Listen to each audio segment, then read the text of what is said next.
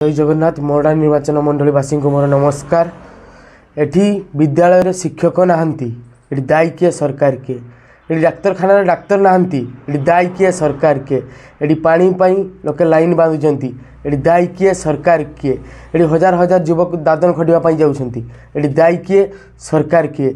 एठी बाली खनिज द्रव्य दिन द्विपहर लुट होउची, एठी दायी किए सरकार के। एठी मोरडा टू चित्रोड़ा रास्तार शिलदा पुलर समस्यार समाधान हो पार नहीं, एटी दायी किए सरकार किए।